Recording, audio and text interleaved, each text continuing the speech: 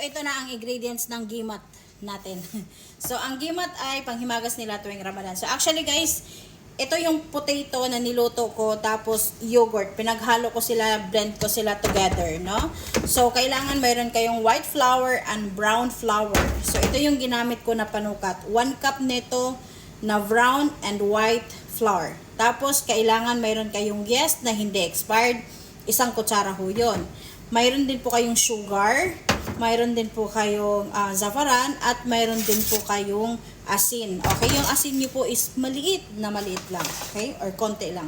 So, ito yung gamit na brown flour ko guys, and ito yung white flour na gamit ko. So, dito sa white and brown flour po ninyo is i-mix nyo po yung saffron, yung sugar, at saka yung asin. Yung yeast naman, kailangan nyo muna siyang tunawin bago nyo siya ihalo dito sa dry ingredients po ninyo.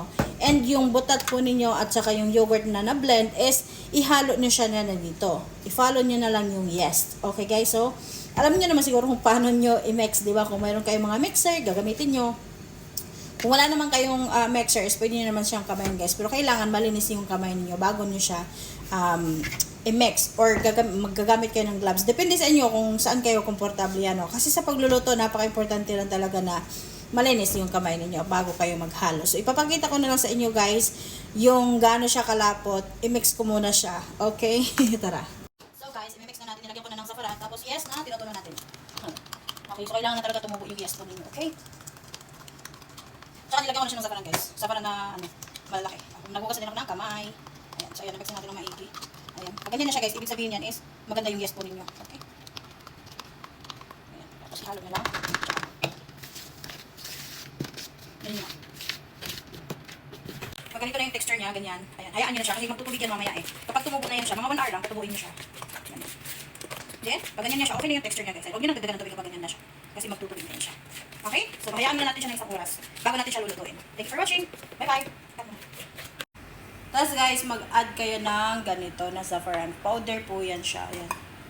Maliit lang. Or konti lang. Tapos ganyan na siya guys. Para maging, na siya, yellowish. Huwag nyo lagyan ng kurkum ha. Ganito po siya. Okay? Yan po ang ipanlagay po ninyo para magkulay na siya.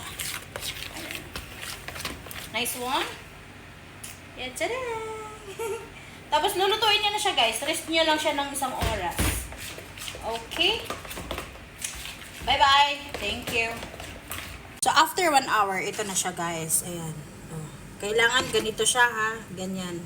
Tsaka, diskarte nyo na kung paano nyo pabibilogin. Pero ako kasi, guys, para mabilog ko siya, kunwari, dudukot ako, tapos igaganon ko na siya. Tapos, kutsarahin ko siya, ilalagay ko siya sa mantika. Pero yung kutsara ko ay may tubig para hindi siya didikit sa kutsara at bilog na bilog talaga siya. Pero syempre, hindi ko siya makuha na ng video habang gagawin ko kasi walang taga-video sa akin.